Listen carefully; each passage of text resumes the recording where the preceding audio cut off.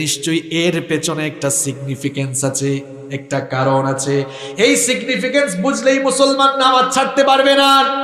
এটা বোঝার জন্য আপনাকে মিনিং, অর্থের দিকে খেয়াল করতে হবে। এবার বলেন তো দেখি, আল্লাহু আকবার, আল্লাহু আকবার অর্থ আল্লাহ সবচাইতে ছোট না আল্লাহ সবচাইতে বড়? আল্লাহ যদি সবচাইতে বড় হন তাহলে আল্লাহর হুকুমটাও সবচাইতে বড় না ছোট? তাহলে শোনেন, আপনারাই যেহেতু খুব সুন্দর করে প্রশ্নগুলোর উত্তর দিয়েছেন, এবার বলেন মুয়াজ্জিন আজান দিয়ে ফজরের আজান দেয়, মুয়াজ্জিন বলে আল্লাহু আকবার, আল্লাহু আকবার, আল্লাহ সবচাইতে বড়, আল্লাহর হুকুমটাও। তার মানে ফজরের টাইমে আপনি ঘুমান, আপনার ঘুমটা আল্লাহর হুকুমের চেয়ে বড় না ছোট?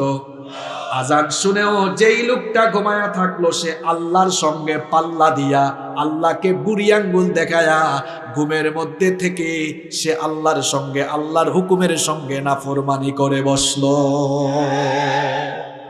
দেখছেন আজান বুঝলে কি হয়? আবার জোহরের আজান হয়েছে, আল্লাহু আকবার, আল্লাহু আকবার, আল্লাহ সবচাইতে বড়। স্কুলে গিয়েছেন, কলেজে গিয়েছেন, বিশ্ববিদ্যালয়ে গিয়েছেন, অফিসে গিয়েছেন, খেতে খামারে কাজ করতে গিয়েছেন, ব্যবসা প্রতিষ্ঠানে গিয়েছেন, মিটিং করছেন, যেটাই করেন না কেন, বলেন তো আপনার কাজকর্ম বড় না আল্লাহর হুকুম আদায় করা বড়? তাহলে ওই সময় যদি নামাজে না যান, বুঝতে হবে আল্লাহর সঙ্গে পাল্লা দেয়া বুঝাইছেন না। মুয়াজ্জিন বলছে আল্লাহর হুকুম বড় না, আমার কাজটাই বড়, এই জন্য আমি নামাজে যাই। এই জন্য আপনার 5 ওয়াক্ত নামাজ এভাবেই চলে যাচ্ছে। হায় হায়, কি আর দুঃখের কথা বলবো, আমার দেশে ফজরের নামাজে মানুষ বেশি না জানাজার নামাজে মানুষ বেশি। তার মানে ফজরের নামাজটা নফল আর জানাজার নামাজটা হলো ফরজে আইন। আর একটু জোরে বলেন। দেখবেন কিছু কিছু লোক আছে, তার ঘর থেকে বাসা হলো 50 হাত দূরে, ঘুম থেকে উঠে ফজরের নামাজ থেকে মসজিদে যায় না, ঢাকায় থাকে কিন্তু চুয়াডাঙ্গা সদরে কেউ মারা গিয়েছে, জানাজার নামাজে হাজির হওয়ার জন্য মাঝখানে ফেরিঘাটও আছে, 8, 9, 10 ঘন্টা জার্নি করে জ্যাম ঠেলায় তারপর জানাজার নামাজে আসে। আছে না নাই?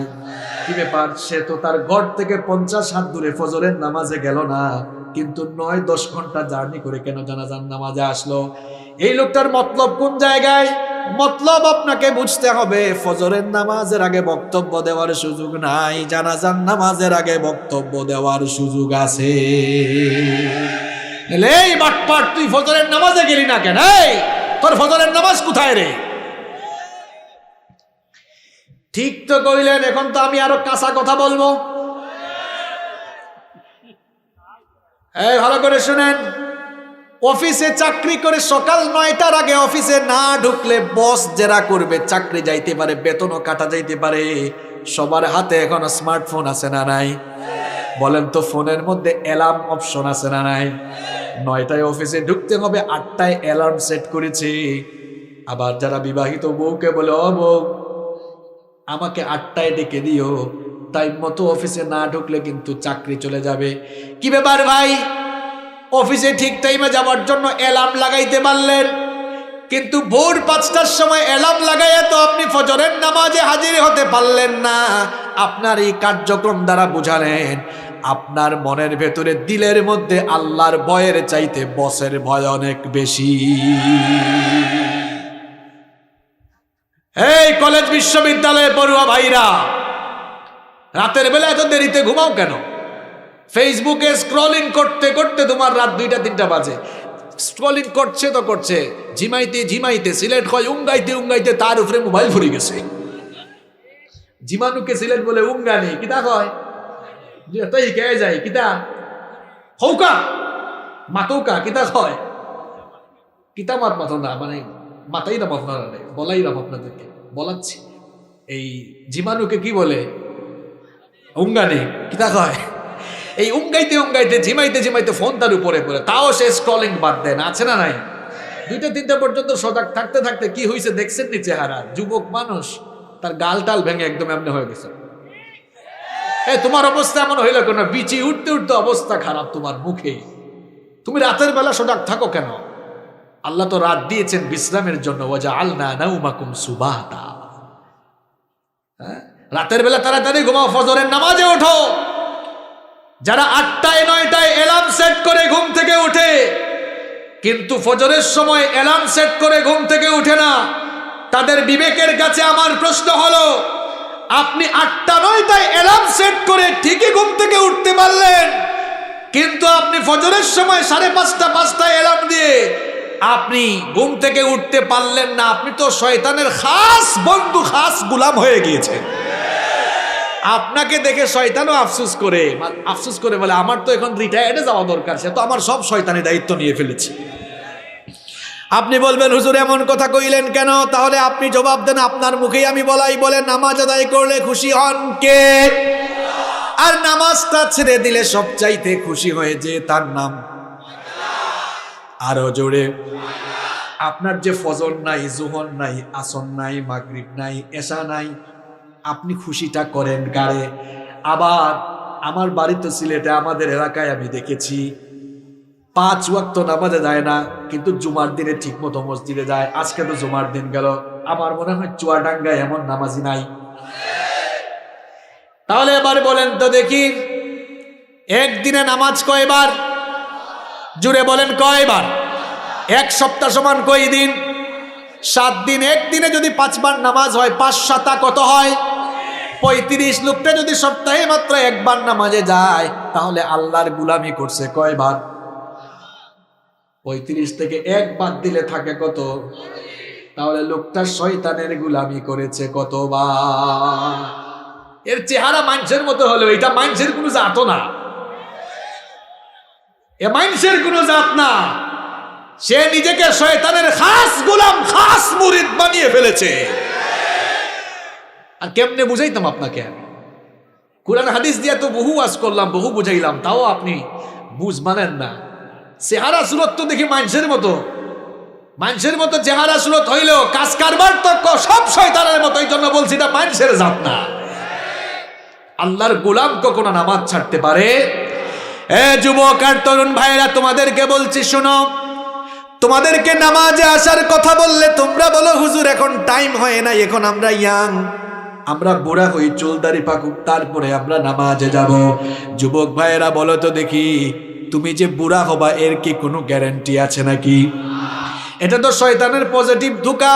শয়তান পজিটিভলি ধোঁকা দিয়ে তোমাকে মসজিদ থেকে, নামাজ থেকে দূরে রাখতে চাচ্ছে। একটু বাস্তবিক জ্ঞান দিয়ে তুমি চিন্তা করে দেখো, মৃত্যুটা হলো এমন বিষয়, এটা সিরিয়াল মেনটেন করে কারো কাছে আসে না। ভালো করে বুঝো, পৃথিবীতে আসার সিরিয়াল আছে, কিন্তু যাওয়ার কোনো সিরিয়াল। আসার সময় খুব সুন্দর সিরিয়াল মেনটেন হয়। প্রথমে আসেন দাদা, এরপরে বাবা, তারপরে ছেলে, এরপরে দাদার ঘরে নাতি হয়। এইরকম আসার চমৎকার সিরিয়াল আছে, কিন্তু যাওয়ার কোনো সিরিয়াল নাই। মাঝে মাঝে সমাজে আমরা এমন করুণ দৃশ্য দেখতে পাই, নাতির লাশ দাদা কবরে নামায়, অথবা ছেলের লাশ বাবা কবরে নামায়। সুতরাং বুড়া হব সেই অপেক্ষা করে খবরদার ভাইরা নামাজ ছেড়ে দিও না। আজান হয়ে গেলে সবার আগে মসজিদে যাও, মসজিদের সামনের কাতারগুলো তোমরা ফিল আপ করে দাও। এই যৌবনের বয়সে ইবাদতের দাম বড় বেশি। যুবকদের ইবাদতে আল্লাহ বড় খুশি হন। আর সবচাইতে বড় কথা হলো, শোনো যুবক ভাইরা, বুখারী, মুসলিম, তিরমিজি বিখ্যাত হাদিসের 3টি গ্রন্থে এই হাদিস বর্ণিত হয়েছে। আবু হুরায়রা রাদিয়াল্লাহু আনহু এই হাদিস বর্ণনা করেছেন। নবীজি বলেছেন, সাবআতুন ইউযিল্লুহুমুল্লাহু ফি যিল্লিহি ইয়াওমা লা যিল্লা ইল্লা যিল্লু। 7 শ্রেণীর মানুষকে রব্বুল আলামিন কাল কিয়ামতের দিন ডেকে ডেকে আরশের ছায়ার নিচে জায়গা দিবেন। এর মধ্যে 1 শ্রেণীর মানুষ হলো তারা, ও শাবুন নাশাআ ফি ইবাদাতিল্লাহ, যেই যুবকগুলো যৌবনকাল আল্লাহর ইবাদত করে কাটিয়েছে। সুতরাং আমার যুবক ভাইরা, নামাজ ছাড়বার। যারা স্কুল কলেজ বিশ্ববিদ্যালয়ে পড়ো, ফজরের নামাজ আদায় করে তারপরে দিন শুরু করবা। তোমরা এশার নামাজে মাঝে মাঝে যাও না, তোমরা বলো না পড়ার টাইমে ডিস্টার্ব হবে। শোনো, আজান হয়ে গেলে নামাজে চলে যাও, জামাতে নামাজ পড়ে এসে এরপরে পড়া শুরু করো। দেখবা মুখস্থ যা করতা এর চেয়ে আরো বেশি করতে পারবা, কারণ তোমার ওই পড়াশোনার মধ্যে তখন বরকত দিয়ে দিবেন কি। নামাজ পড়বেন তো সবাই ইনশাআল্লাহ। কারা কারা নামাজ ছাড়বেন হাত তোলেন। মনোযোগ আছে? সবাই নামাজ আদায় করবেন তো?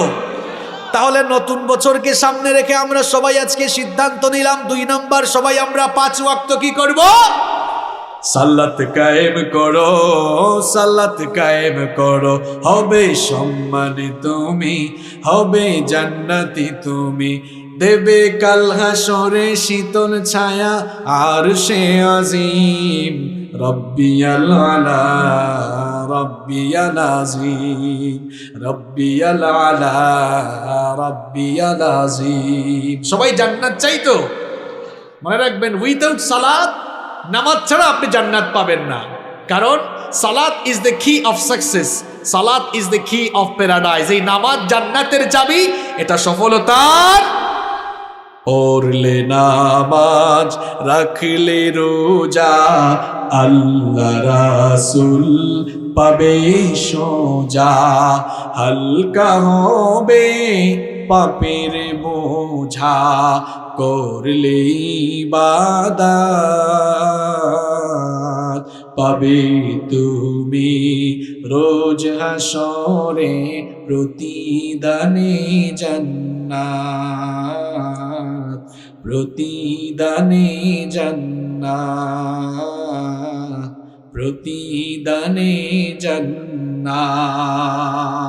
পড়েন সুবহানাল্লাহ। আমার ভাইরা, কোন বিষয়ে আলোচনা চলছে? নতুন বছর সামনে, কর্মসূচি নিব কয়টা? আরো জোরে বলেন কয়টা? এই দুইটা পয়েন্ট কি বড় ছিল, বাকিগুলা খুব ছোট ছোট। আপনাদেরকে 12টার আগে ছাড়বো, কষ্ট হচ্ছে আপনাদের? নাম্বার 3, নতুন বছরকে সামনে রেখে 3 নম্বর প্ল্যান, শুধু ফরজ নামাজের প্রতি আমরা যত্নবান হব না, বরং আমরা নফল ইবাদতের প্রতিও যত্নবান হব। রাত 12টা 1 মিনিটে আজ অনেকে আতশবাজি ফুটায়া নাচ গান করে ফুর্তি করে দিনটা শুরু, আজকের নতুন বছরটা শুরু করবে। আহারে ভাইরা, সবাইকে তো কবরে যাওয়া লাগবে। যে কান দিয়ে আপনি গান শুনতেছেন, এই কানের আমানত আপনি নষ্ট করছেন। এই চক্ষু দিয়ে আপনি কত কিছু অশ্লীল দেখছেন। এই চোখ, কান, অঙ্গ প্রত্যঙ্গ কিয়ামতের দিন আল্লাহর কাছে আপনার বিরুদ্ধে সাক্ষ্য দিবে। এই জন্য খবরদার, সাবধান ভাইরা। নতুন বছর শুরু হচ্ছে নাচ গান কনসার্ট দিয়ে নয়, তাহাজ্জুদের জায়নামাজে দাঁড়িয়ে আমরা তাহাজ্জুদের মাধ্যমে নতুন বছরটা শুরু করব। কারণ ফরজ সালাতের পরে আল্লাহর কাছে সবচাইতে পছন্দের সালাত হচ্ছে তাহাজ্জুদের সালাত। এই জন্য নবীজি বলেছেন আফদালুস সালাতি বাদাল ফরিদাতি সালাতুল লাইল, ফরজ নামাজের পরে আল্লাহর কাছে সবচাইতে পছন্দের নামাজ হচ্ছে তাহাজ্জুদের নামাজ। সুবহানাল্লাহ। এই জন্য আল্লাহ তাআলা নিজেই নবীজিকে তাহাজ্জুদের জন্য অর্ডার দিয়েছেন। আল্লাহ তাআলা নবীকে জানিয়েছেন, ওয়া মিনাল লাইলি ফাতাহাজ্জাদ বিহি নাফিলাতান লাকা আসা আন ইয়াবআসাকা রাব্বুকা মাকামান মাহমুদা। আল্লাহ তাআলা বলেছেন, ও নবী, রাতের বেলা, রাতের কিছু সময় তাহাজ্জুদে দাঁড়িয়ে যান। কারণ এই তাহাজ্জুদের নামাজ আপনাকে মাকামে মাহমুদ, প্রশংসিত জায়গায় আপনাকে সমাসীন করবে। শুধু নবীজি, এবার দেখেন নবীজি তাহাজ্জুদের নামাজটা জীবনে কেমনে আমল করেছেন। আগে বলেন তো দেখি আমাকে, নবীজির সারা জীবনে গুনাহের ছিটাফোঁটা আছে নাকি বলেন? জন্ম থেকে নিয়ে ওফাত পর্যন্ত তিনি মাসুম ছিলেন, গুনাহের কোনো ছিটেফোঁটাও ছিল না। এরপরেও আমার নবী কোনদিন রাতের বেলা তাহাজ্জুদ ছাড়া তার যায় নাই। এই জন্য আম্মা জান আয়েশা রাদিয়াল্লাহু আনহা একদিন বললেন, কানা ইয়াকুমু মিনাল লাইলি হাত্তা তানফাতারা কাদামাহ। আয়েশা রাদিয়াল্লাহু আনহা বললেন, নবীজি রাতের বেলা এত দীর্ঘক্ষণ তাহাজ্জুদের নামাজে দাঁড়িয়ে থাকতেন, দাঁড়াতে দাঁড়াতে তার পা মোবারক ফুলে যেত। এই অবস্থা দেখে আমি নবীকে প্রশ্ন করলাম, লিমা তাসনাউ হাদা ইয়া রাসূলুল্লাহ, পড়েন সাল্লাল্লাহু আলাইহি ওয়াসাল্লাম। ওগো আল্লাহর রাসূল, আপনাকে তো আল্লাহ এমনি মাফ করে দিয়েছেন, জন্ম থেকে নিয়ে ওফাত পর্যন্ত আপনি মাসুম, আপনি তো অটোমেটিক জান্নাতি, তাও কেন আপনি সারা রাত দাঁড়িয়ে দাঁড়িয়ে এত কষ্ট করেন? নবীজি তখন বললেন, ওগো আয়েশা শোনো, আফালা উহিব্বু আন আকুনা আবদান শাকুরা, আমি কি আমার রবের শুকরগুজার বান্দায় পরিগণিত হব না? সুবহানাল্লাহ। এজন্য আমার ভাইরা, আল্লাহর প্রিয় বান্দার স্বভাব হলো, আল্লাহর প্রিয় বান্দারা, রহমানের বান্দারা শেষ রাতে ঘুমায় না, রহমানের বান্দারা শেষ রাতে আল্লাহকে সাজদা দিয়ে কাটায়। আল্লাহু আকবার। এই জন্য আল্লাহ ওই বান্দাদের প্রশংসা করে কোরআনে কারীমে বললেন, আমার প্রিয় বান্দাগুলো শেষ রাতে কখনো ঘুমায় না, শেষ রাতের ঘুমটা হারাম করে দিয়ে আমার জন্য শেষ রাতে তারা দাঁড়িয়ে যায়। আল্লাহ বলেছেন ওয়া ইবাদুর রাহমানিল্লাযীনা ইয়ামশুনা আলাল আরদি হাওনা ওয়া ইযা খাতাবাহুমুল জাহিলুনা ক্বালু সালামা ওয়াল্লাযীনা ইয়াবিতুনা লিরাব্বিহিম সুজদান ওয়া কিয়ামা। আল্লাহ তাআলা বলছেন রহমানের বান্দা যারা দুনিয়ায় নম্রভাবে বিচরণ করে, তারা জাহেলদের সঙ্গে তারা তর্ক করে না, বরং সালাম দেয়। আর রহমানের বান্দারা শেষ রাতে না ঘুমিয়ে রুকু আর সাজদা করে শেষ রাতটা কাটিয়ে দেয়। সুবহানাল্লাহ। যুবক ভাইরা শোনো, এটা চরিত্র গঠনের সময়। শেষ রাত বড় গুরুত্বপূর্ণ সময়, প্রেম ভালোবাসার সব চাইতে মজার সময়। শেষ রাতে ঘুম বাদ দিয়ে যায় নামাজে দাঁড়ায় দেখবেন হৃদয়টা ঠান্ডা থাকে, কলিজা শীতল থাকে। শেষ রাতে নামাজটা পড়তে বড় মজা লাগে। হাদিসে এসেছে, নবীজি বলেছেন রাতের বেলা 1/3 যখন অতিক্রান্ত হয়ে যায়, আল্লাহ তাআলা দুনিয়ার আকাশে নেমে এসে আল্লাহ তাআলা বান্দাদেরকে আদর করে ডাকেন। এই গভীর রাতে যখন সবাই ঘুমায়, এমন কোন বান্দা আছো নাকি যে তোমার রবের প্রেমে যায় নামাজে দাঁড়িয়ে তুমি তোমার রবকে ডাকবা? আল্লাহ বলেন মান যাল্লাযী ইয়াদউনি, এমন কেউ কি আছে নাকি যে আমাকে ডাকবে? বান্দারে, তুমি যদি এই গভীর রাতে তোমার রবকে ডাকো, আমি তোমার রব বলছি ফাআস্তাজিবা লাহু। গভীর রাতে অনেককে ডাকলে ঘুমের মধ্যে সে জবাব দিবে না, কিন্তু আমি তোমার রব, এই গভীর রাতে তুমি আমাকে ডাকো, জবাব দেওয়ার জন্য আমি একেবারে দুনিয়ার আসমানে নেমে এসেছি। আল্লাহ বলেন এমন কোন গুনাহগার আছে নাকি মান যাল্লাযী ইস্তাগফিরনি, এমন কেউ আছে নাকি গুনাহ করতে করতে জীবনটাকে নষ্ট করে ফেলেছে, বরবাদ করে ফেলেছে? গভীর রাতে ঘুম থেকে উঠো, তাহাজ্জুদের নামাজে দাঁড়িয়ে চোখের পানি ছেড়ে দাও। আর চোখের পানির কত দাম দেখেন, চোখের পানির কত পাওয়ার দেখেন। গোটা দুনিয়ার সাগর মহাসাগর, আটলান্টিক প্রশান্ত মহাসাগর সহ দুনিয়ার সকল সাগর আর মহাসাগরের পানি দিয়ে জাহান্নামের আগুনকে নেভানো যাবে না। কিন্তু আপনি যদি আপনার গুনাহের জন্য লজ্জিত হয়ে 2 ফোঁটা চোখের পানি ছাড়তে পারেন, নবীজি বলেছেন 2 ফোঁটা চোখের পানি বান্দা চক্ষু থেকে ছাড়বে, নাকের ডগায় আসার আগে এই 2 ফোঁটা চোখের পানির এত পাওয়ার, 2 ফোঁটা চোখের পানি জাহান্নামের আগুন পর্যন্ত নিভায়া দিবে। শেষ রাতে নামাজে দাঁড়ান, আল্লাহ বান্দাকে এসে ডাকেন। এই জন্য নতুন বছরের যুবক যুবতীরা 12টা 1 মিনিটে লাফালাফি নয়, ফালাফালি নয়। কার গোলামি করে আমরা শুরু করব? আরো জোরে বলেন, ইবাদত করব কার? 3 নম্বর কর্মসূচি গ্রহণ করলাম, আমরা রাতের বেলা তাহাজ্জুদের নামাজে দাঁড়িয়ে কাটাবো। আল্লাহ তৌফিক দান করেন। নাম্বার 4, 4 নাম্বার হলো শুধু কোরআনের মাহফিলে আসলে চলবে না। 4 নাম্বার কর্মসূচি আমরা নিলাম, আমরা মুসলমানের সন্তান হিসাবে আমরা প্রত্যেকেই আল্লাহর কালামের সঙ্গে সম্পর্ক তৈরি করব। প্রশ্ন হলো আল্লাহর কোরআনের সঙ্গে সম্পর্ক তৈরি করব কিভাবে? 1 নাম্বার আল্লাহর কোরআনটা আমরা শিখব, 2 নাম্বার কোরআনটা আমরা বুঝবো, 3 নাম্বার কোরআন মানব। কয়টা কথা বলেছি? আরো জোরে বলেন কয়টা? 1 নাম্বার কোরআনটা পড়ব, 2 নাম্বার উল্টা পাল্টা বললে হবে না। এতদিন ধরে আপনারা স্লোগান দিচ্ছেন আল কোরআনের আলো ঘরে ঘরে জালো। এই বাংলাদেশে মনে হয় আমি একমাত্র ব্যক্তি যেই এই স্লোগানের বিরোধী। আমি বলি এই আল কোরআনের আলো ঘরে ঘরে জালো স্লোগান দিয়ে জ্বালাইতে পারবেন না, বরং সিস্টেমিক ওয়েতে আপনি সুন্দর করে স্লোগানটা পরিবর্তন করে সুন্দরভাবে ধারাবাহিকভাবে আগান। আল কোরআনের আলো ঘরে ঘরে জালো নয়, স্লোগান হবে আল কোরআনের আলো মানুষের হৃদয়ে হৃদয়ে অন্তরে অন্তরে জালো। আগে মানুষের অন্তরে আপনি কোরআনের আলো জ্বালান। এখনো পর্যন্ত 95% মুসলমান বিশুদ্ধ করে কোরআন তেলাওয়াতি করতে জানে না। আপনি বুঝে স্লোগান দিয়ে কোরআনের আলো জ্বালাই ফেলতে পারবেন। এই জন্য আমি বলেছি 4 নাম্বার আসুন এই নতুন বছরে আমরা 4 নাম্বার কর্মসূচি নেই, আল্লাহর কোরআনের সঙ্গে সম্পর্ক বাড়াবো। তিনটা কথা বলেছি। 1 নাম্বার কোরআন পড়ব, 2 নাম্বার কোরআন বুঝবো, 3 নাম্বার কোরআন মানব। 1 2 3 করে বলেছি, এবার 3 2 1 করি। প্রথমে তো আমি টপ টু বটম গিয়েছি, এখন বটম টু টপ করি। 1 নাম্বার বলেছি পড়ব, 2 নাম্বার বুঝবো, 3 নাম্বার। এবার একটু নিচ থেকে উপরে উঠে আসি। মানতে গেলে জানতে হয়, জানতে গেলে। আপনি কোরআন যে মানবেন, আপনি তো কোরআন বুঝেন না, এই জন্য আমি বলেছি মানতে গেলে জানতে হয়। আর আপনি যে জানবেন, এই জন্য তো কি করতে হবে? পড়তে হবে। মুসলমানের সন্তান এখন কোরআন পড়ে না, কই এটা হুজুরদের কিতাব, মোল্লাদের কিতাব, ঝাড় ফুঁক দেওয়ার কিতাব। বেকুব, এই কোরআনটা তুমি পড়লে না, অথচ কোরআন হলো এই দুনিয়ার সবচাইতে শ্রেষ্ঠ নেয়ামত। কি বিজ্ঞানের যুগে ফালাফালি করে মনে করতেছেন বিজ্ঞান খুব আগায় গেছে? বলেন, এক লোক আসছে এই চুয়াডাঙ্গায়, এসে দেখে এই এলাকায় ভিক্ষা পাওয়া যায় বেশি, তাহলে পরের দিন আসলে ছোট ব্যাগ নিয়ে আসবে না বড় ব্যাগ নিয়ে আসবে? পুরুষ মানুষের মতো আওয়াজ দেন না, ছোট ব্যাগ না বড় ব্যাগ? এখনকার বিজ্ঞানীদের অবস্থা হয়েছে এইরকম।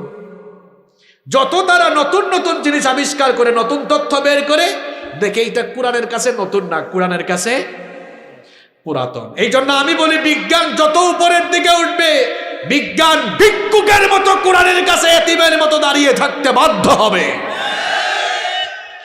কিসের বিজ্ঞানের ফুটা? আপনি তো ফুটানি করেন। বিজ্ঞান মানুষের সঙ্গে অনেক সময় তামাশাও করেছে, কিন্তু কোরআন তামাশা করে নাই। আপনি বলবেন, হুজুর কেমনে? আমি তো কোরআন বিজ্ঞান নিয়ে পড়াশোনা করা, গবেষণা করে আসা মানুষ। এই পৃথিবীর সেই আকৃতি কেমন, বিজ্ঞান এটা নিয়ে কি যে তামাশা করেছে। প্রাচীনকালের বিজ্ঞানীরা বলেছে এই পৃথিবী চ্যাপ্টা বা সমতল। আর 1597 সালে, এখন কত সাল? 2021 তো শেষ, 22 হয়ে যাচ্ছে। 1597 সালে ফ্রান্সিস ড্রাক জলপথে ভ্রমণ করে সে বলল, না, আগের যুগের বিজ্ঞানী, প্রাচীনকালের বিজ্ঞানীদের দেওয়া তত্ত্ব ভুল, পৃথিবী আসলে গোল। পৃথিবী আসলে, এখন বিজ্ঞান উন্নত হতে হতে এখন আধুনিক বিজ্ঞান স্যাটেলাইটের যুগে প্রবেশ করলো। বলেন তো, পৃথিবী কি আসলে গোল? হ্যাঁ, পড়াশোনা করে এরা। তাহলে 1597 সালের দেওয়া তথ্য পৃথিবী গোল, স্যাটেলাইটের যুগে আজ প্রমাণিত হয়েছে তা ভুল। আধুনিক বিজ্ঞান গবেষণা করে দেখলো পৃথিবী গোল নয়, পৃথিবী ডিম্বাকৃতির। এতদিন পরে নিয়ে আপনারা এই কাজ কারবার করেছেন, সঠিক তথ্য দিয়েছেন। পৃথিবী কেমন এটা জানাইতে বিজ্ঞানের কত বছর সময় লাগলো, আধুনিক যুগে এসে বিজ্ঞান বলল।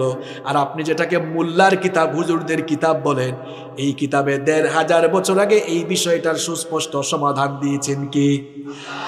আপনি কোরআন আর বুঝবেন কি, গবেষণা করবেন কি? আপনি তো এমন মানুষ, কোরআনটা এখনো বিশুদ্ধ করে পড়তেই জানলেন না। কোরআন খুলে দেখুন, পৃথিবীর আকৃতি নিয়ে বিজ্ঞান যেই তথ্য আজ দিল, আল্লাহ কোরআনের 1500 বছর আগে বলেছেন পৃথিবীটা কেমন। শোনোয়াল আরদা বাদা যালিকা দাহাহা। আলেম যারা আছেন তারা জানেন, উট পাখির ডিমকে আরবিতে বলা হয় দাহা।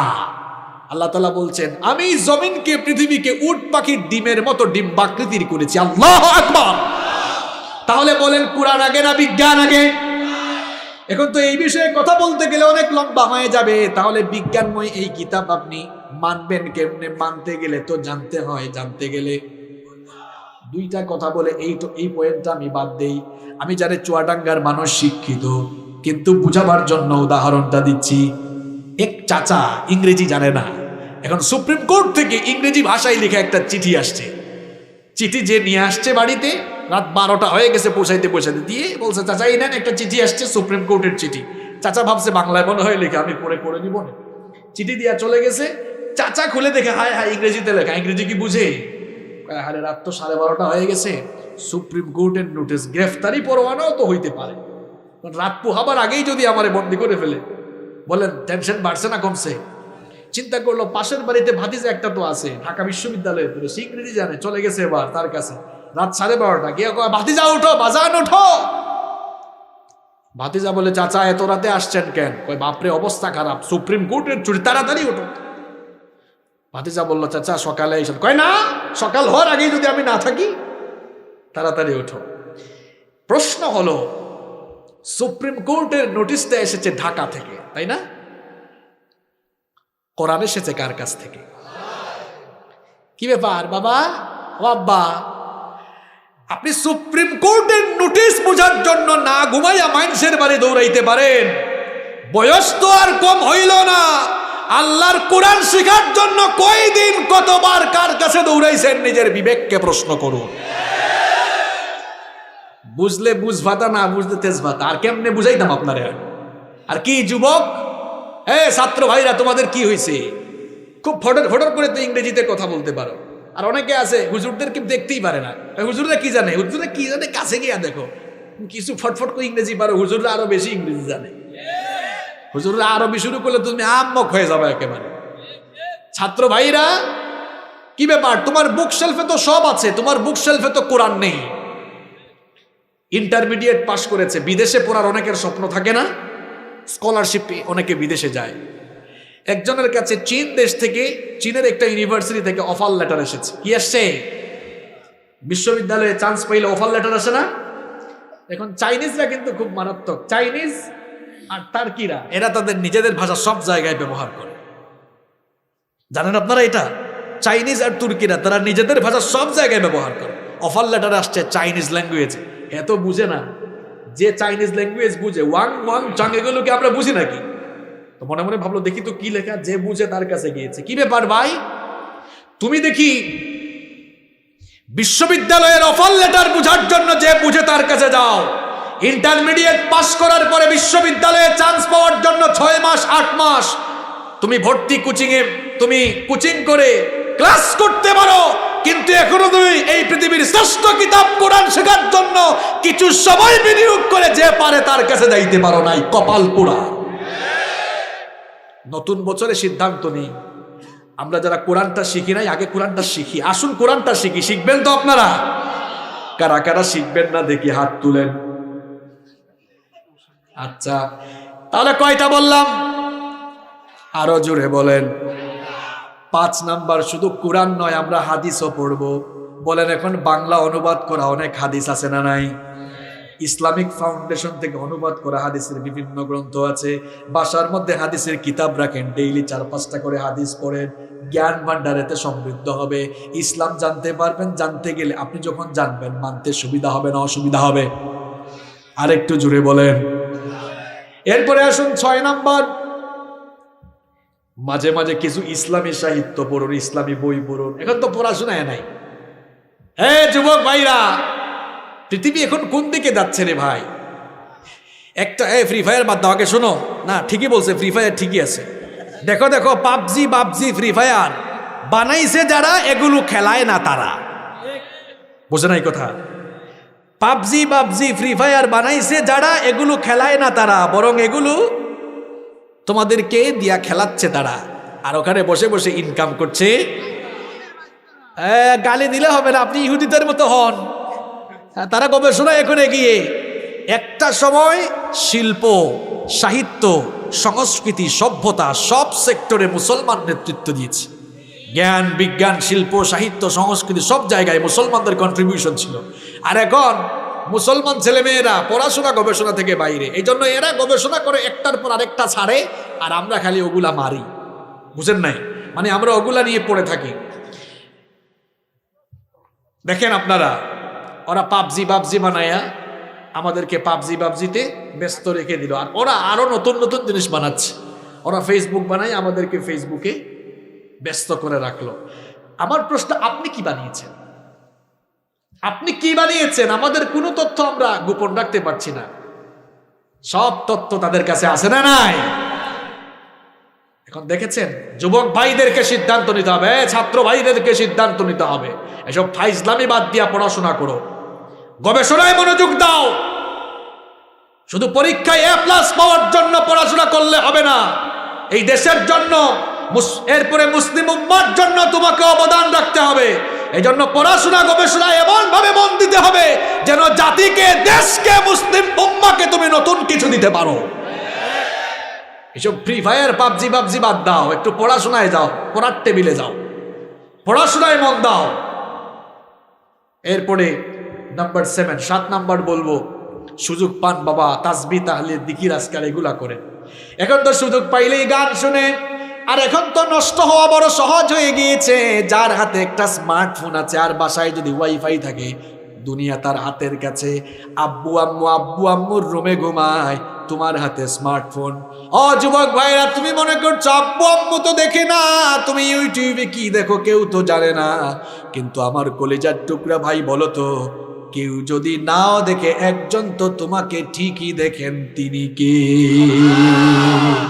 ওই আল্লাহকে ফাঁকি দেওয়া কি সম্ভব নাকি? ওই আল্লাহর ভয় আমাদের কলিজায় নাই নাকি? আওয়াজটা তো ঠিক মতো হইল না।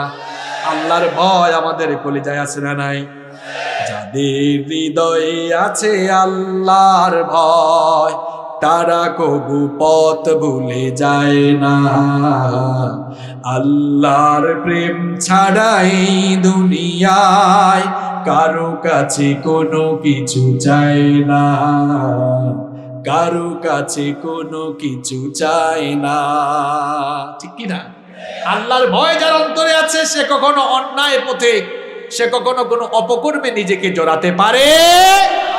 আমরা একজনকে ভয় করি, চিল্লায় বলেন তিনি কে? অশ্লীল কাজে নিজেকে জড়ানো যাবে? যুবক ভাইয়েরা, এই বয়স চরিত্র নষ্ট করার বয়স নয়, বরং চরিত্রটাকে সুন্দর করার বয়স। রাস্তাঘাটে বের হলে মেয়েদেরকে নিয়ে টিটকারি করো না, ইফটিজিং করো না, মেয়েদেরকে ডিস্টার্ব করো না। মেয়েদেরকে, নারীদেরকে সম্মান করতে শিখো। এই চক্ষুটাকে পরনারী থেকে নিম্নগামী করো। অর্ডারটা দিয়েছেন কে? আল্লাহ তাআলা বলেছেন, কুল্লিল মুমিনিনা ইয়াগুদ্দু মিন আবসারিহিম ইলা আখিরিল আয়া। নবী গো, মুমিন পুরুষদেরকে বলুন তারা যেন তাদের চক্ষুকে পরনারী থেকে নিম্নগামী করে। অর্ডারটা কার? আমার ভাইয়েরা, নিজের চরিত্র ঠিক করে ফেলেন। নবীজি বলেছেন মাইয়াতমাল্লি মা বাইনা লাহিহি ওয়া রিজলাইহি আতমানু লাহুল জান্নাহ। নবীজি বলেছেন, যে ব্যক্তি তার দু চুয়ালের মধ্যবর্তী জায়গা, অর্থাৎ এই জিহবা আর দু উরুর মধ্যবর্তী জায়গা, অর্থাৎ লজ্জাস্থান, অর্থাৎ তার সতীত্ব, ইজ্জত, চরিত্রের হেফাজত করবে, জিম্মাদারি গ্রহণ করবে। নবীজি বলেছেন, কাল কিয়ামতের কঠিন দিনে আমি তার জন্য জান্নাতের জিম্মাদার হয়ে যাব। আমার যুবক ভাইয়েরা, সামর্থ্য থাকলে বিয়ে করো, না থাকলে রোজা রেখে আল্লাহর কাছে তৌফিক কামনা করো, আর বিয়ে করার চেষ্টা করো। খবরদার কোনো অশ্লীল অনৈতিক সম্পর্কের দিকে যাবা না। এখন খুব কষ্ট হচ্ছে এখনকার, আরে বাপরে বাপ, কথা একটা মনে পড়ছে, বলবো আমি। এখনকার পুচকা ছেলে মেয়েরা যা বুঝে, এরা আমাদের চারও বেশি পাকনা। আমরা ইন্টারমিডিয়েট লেভেলে গিয়ে যা বুঝছি, এখন 6-7 এর আরো বেশি বুঝে। ঠিক তো করলেন, এখন সমস্যা সমাধানের পথ বের করতে হবে। আগে সমস্যা আইডেন্টিফাই করতে হবে। প্রশ্ন হলো, 6-7 পড়ে এরা এত কিছু বুঝে কেন? আমি এটা নিয়ে একটু গবেষণা করলাম। গবেষণা করে আমি কারণ পাইছি 2টা। কয়টা? আমি কি বলবো? 1 নাম্বার কারণ অপশিক্ষা। বলেন, 1 নাম্বার কারণ। 2 নাম্বার অপসংস্কৃতি। 2 নাম্বার বলবেন, হুজুর অপশিক্ষা কেমনে? এখন শিক্ষার নাম করে কুশিক্ষা সিলেবাসের ভেতরে ঢুকাইয়া দেয়া। এখন ক্লাস 6-7 এর ভেতরে শারীরিক শিক্ষা নামে বই তৈরি করে, সিলেবাস প্রণয়ন করে এমন কিছু চ্যাপ্টার তৈরি করা হয়েছে যেখানে যৌন উন্মাদনামূলক অনেক কিছু রয়েছে। এগুলো পরে পরে আমাদের কুমালমতি শিক্ষার্থীরা আজ অশ্লীলতার, যৌনতার দিকে ধাবিত হচ্ছে। এই জন্য আজ 6-7 এর ছেলেমেয়েরা অনৈতিক সম্পর্ক করে অনেকে তো প্রেগনেন্টও হয়ে যাচ্ছে। আপনাকে চিন্তা করতে হবে, আপনার ছোট ছোট ভাই বোনকে কিভাবে এই পথ থেকে ফেরাতে হবে। এক কারণ আইডেন্টিফাই করেন। 1 নাম্বার কি বলছি? কথা বলেন না কেন? আমার গবেষণা বুঝি ভুল না? বইগুলো হাতে নিয়ে দেখেন, অজু ছুটে যাবে। 2 নাম্বার কি বলছি? গোটা দুনিয়ায় এখন সাংস্কৃতিক আগ্রাসন চলছে। অপসংস্কৃতি দিয়ে আমাদের কোমল শিক্ষার্থীদেরকে, কোমল ছোট্ট ছোট্ট ভাই বোনদেরকে নষ্টের দিকে, ধ্বংসের দিকে ধাবিত করে দেওয়া হচ্ছে। আর এর জন্য মা বাবা সবচেয়ে বেশি দায়ী। এরা আজ তাদের হাতে ফোন দিল, আরে বাপরে বাপ, 7-8 এর মেয়েরা যে টিকটক ভিডিও বানায়, আমার নিজের ফোনে টিকটক অ্যাপসও নাই। আমি টিকটক কি জিনিস আমি নিজেও বুঝি না। আমি নিজেও এখন ওগুলা বুঝি না। তাদের কাছে টিকটক আছে। এক জায়গায় মাহফিলে গেলাম, এক লোক কয়, হুজুর আমার মেয়ে JSC তে A+ পাইছে, আইফোন গিফট করছে। বললাম ভালো করছেন, কিছুদিন পর দেখবেন আপনার জামাই গিফট করবে। কি ঠিক বলছি কথা? এই পুচকা পুচকা ছেলে মেয়েদের হাতে আপনারা ফোন দিয়েছেন কেন? ইন্টারমিডিয়েট পাশ করার আগ পর্যন্ত হাতে ফোন দিবেন না। এই ইন্টারমিডিয়েটের ছেলেরা আজকে গিয়ে আব্বুর কাছে ফোন জমা দিও। এই শোনো শোনো, এদিকে তাকাও। তোমাদের মতো আমরাও ছাত্র ছিলাম, আমরাও SSC HSC তে A+ পেয়েছি। আমি স্কুলে পড়েছি, মাদ্রাসা থেকে সর্বোচ্চ ডিগ্রি নিয়েছি, বিশ্ববিদ্যালয়েও পড়াশোনা করেছি। তোমাদের মতো ইন্টারমিডিয়েটে থাকতে এত লাফালাফি করি নাই। আমার তো এখনো মনে আছে, আমি ইন্টারমিডিয়েট পাস করে বিশ্ববিদ্যালয়ে গিয়া, ইউনিভার্সিটিতে গিয়া আমি বটম মোবাইল চালাইছি। বটম, বটম বুঝো তো? বাটন মোবাইল আর কি। তোমার পড়াশোনার সময়, এখন পড়াশোনা করো, একটা সময় আসবে তুমি ল্যাপটপ, তারপরে যত ডিভাইস আছে সব তুমি ইউজ করবা। তোমার কেরিয়ার ঠিক করো, এই জাতি, এই সমাজকে, এই দেশকে কিছু দাও। এভাবে নিজেকে ধ্বংসের দিকে ঠেলে দিও না। আর আব্বারা আজকে গিয়া আপনাদের আব্বাজান আর আম্মাজানের কাছ থেকে ফোন নিয়ে আনিবেন, পারবেন তো? হ্যাঁ, নাহলে কোন দিকে যে কোন কারবার যে ঘটবে নিজেই আপনি বুঝতে পারবেন। আমাদের ছেলে মেয়ে নষ্ট হওয়ার যে দুইটা কারণ বলছি, আমি কি ঠিক বললাম না ভুল বললাম? 1 নাম্বার অপশিক্ষা, 2 নাম্বার আল্লাহ যেন জাতিকে হেফাজত করেন। 7টা বলে ফেলছি, কয়টা? 12টার আগেই স্যার উঠিয়ে দেখেন। 8 নাম্বার হচ্ছে নিজেকে অন্যায় অপরাধ থেকে আপনি হেফাজত করবেন। এই নতুন বছরে সিদ্ধান্ত নেন, আর কোনো অন্যায় আমি করব না, জেনে বুঝে আমি কোনো অন্যায়ের দিকে পা বাড়াবো। আমার বোনরা, মা বোনরাও তো মাহফিলে এসেছেন, খবরদার বুরখা ছাড়া বের হইয়েন না, আর অন্যায় অপকর্মে নিজেকে জড়াইয়েন না। নাম্বার 9 নাম্বার, সবাই একটা ফ্যামিলি প্ল্যান করবেন, পারিবারিক পরিকল্পনা। পরিবার পরিকল্পনার কথা তো আবার বললে অনেকে কয় বুঝছি, দুইটা কি বলে, 2টি সন্তানের বেশি নয়, একটি হলে ভালো হয়, না হইলে আরো ভালো। ওই পরিবার